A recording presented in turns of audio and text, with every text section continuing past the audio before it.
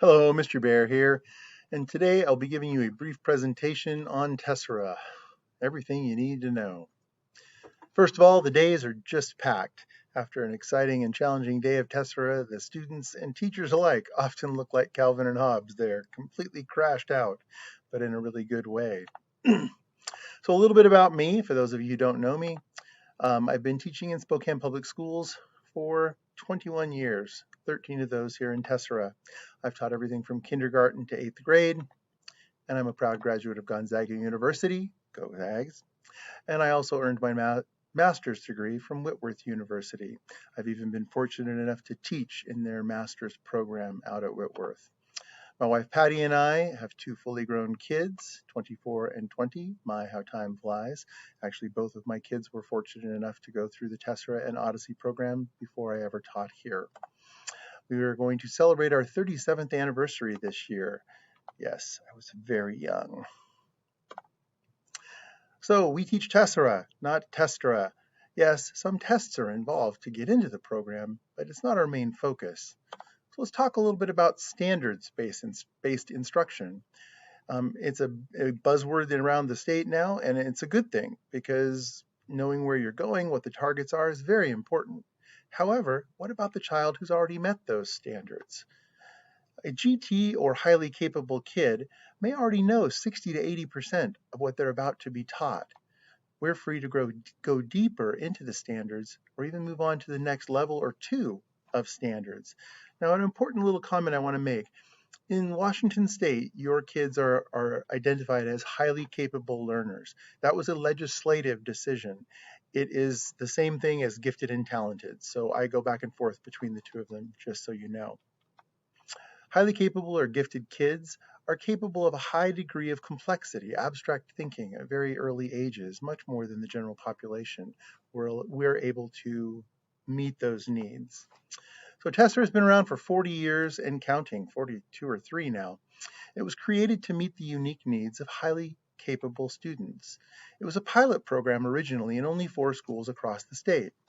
Tessera is Greek for 4, and it's also the name of one of the tiny little tiles in a mosaic. By itself, it's unique. When you put it together with a bunch of others, a beautiful thing occurs. I often say that putting kids in a Tessera classroom, you put them together and magic happens. Highly capable and gifted services, how do we work to meet the needs of your highly capable child? First of all, we'll do accelerated instruction. We can move much more quickly. We also have a high degree of complexity and abstraction. Kids who've had me in the past know that when they come up and ask me a really great question, I'll often answer with, "That's a great question." And then I'll walk away, allowing them to go try and find the answer on their own. We have advanced content, a very in-depth study. We also allow kids to show their work in a variety of content and form. One year, a student was a brilliant artist and wanted to do his final project as a comic book or a graphic novel. Great, it turned out awesome. Another kid came to me once and said, "Do you mind if I write a song for my final project?" And I said, I wouldn't be able to do that, but if you can, great. And he played a beautiful guitar piece and taught us all about Thailand, which was the country he chose during our Asian Studies unit. The social emotional needs of gifted kids. There's a saying in Gifted Edland that if you've met one gifted kid, you've met one gifted kid, and that's there to remind us that everyone is a unique individual. However, even though they're unique, they often share some attributes and characteristics, such as emotional intensities or seeing things as either right or wrong. I was identified as a very early age as a gifted kid, and it took me a lot of years to figure out that there was a gray area in the world. I always thought it was all black and white. So we work on those kinds of things here in Tessera. We have a wealth of resources to share. I always say that raising a gifted child is a joy and sometimes a challenge.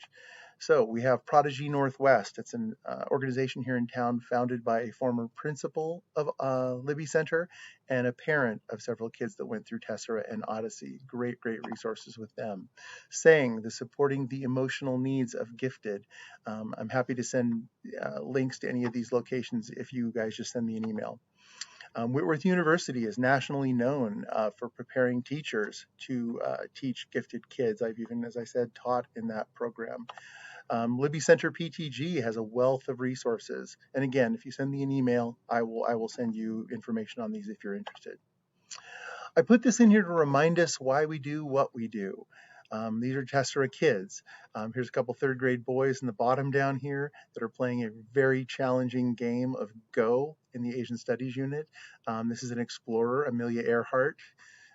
These are kids learning how to do calligraphy with a master calligrapher, Sensei Hill. These are some kids from our medieval studies unit. And down here, there's a group of Tessera students that are performing a medieval dance. They were taught by Suzanne Ostersmith, who is the head of the Gonzaga Dance Department. A few more kids. Here's some kids dissecting a sheep's brain during our neuroscience unit. Kids trying to solve a devilishly challenging puzzle that Mrs. Barton created for our neuroscience unit. This is a young lady giving an amazing presentation on the hippocampus, which she had studied, or hypothalamus, I'm sorry, which she studied during the neuroscience unit. And these are some Tessera kids creating a marshmallow challenge, tower challenge. Don't tell your kids about that. We hopefully will do that one later in the year. And a few more Tessera kids. And I put these in here just to remind us of the great things our kids do. Down here you have Jacques Cousteau having an interesting conversation with Amelia Earhart. Here's a bunch more explorers. The kids became their explorers.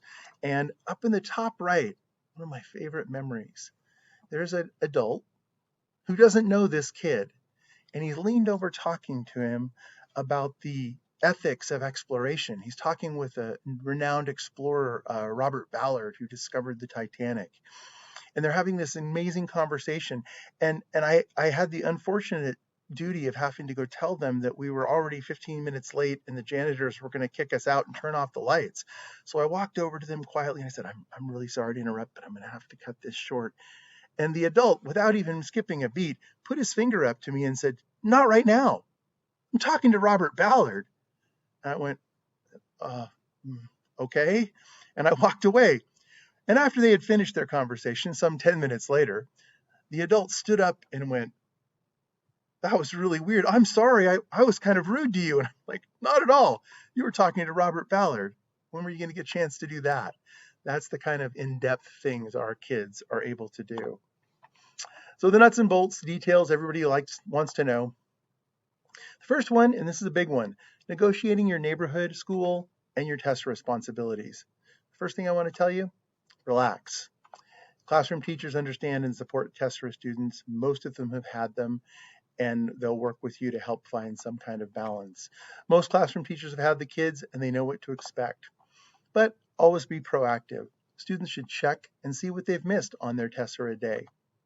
If any issues arise, talk with your classroom teacher first, then reach out to your Tessera teacher, and we're happy to help negotiate those as well. Attendance and absences, we really want your kid here. We only get them one day a week, so if they miss a lot. Having said that, try to help your kid find balance. And also, in normal times, if a kid's sick, please don't send them in. Obviously, during COVID, it's even more important. Unexcused absences. We really ask that you try to have no more than 2 per semester, but students are going to have so much fun, they're going to want to come here. Please email your teacher if your kid is unable to attend our class or complete any assigned work for any reason. Or better yet, have your kid just contact us directly. We have your contact information. We should have it when you registered with us. If anything changes, update it with the office so they know how to contact you and we know how to contact you. Our Tessera schedule. The first day will be the week of Monday, September 13th. In-person Tessera. Hooray! We're going to be back in person. Spokane Public Schools will be catching the bus to Libby Center. They'll get their bus at their school shortly after start and arrive here at around 9 o'clock. Homeschool or private school kids, you'll be dropping them off at 9 o'clock in front of the building and picking them up at 2. The last day is yet to be determined. Hopefully we'll have Tessera through the first week of June. Stay tuned for more details coming soon. Again, I'm just so excited we're coming back to in-person Tessera. If you need to contact Mrs. Barton or myself, contact us anytime. Email is often the best, but feel free to call Our email addresses and phone numbers are easily located on the Libby Central website.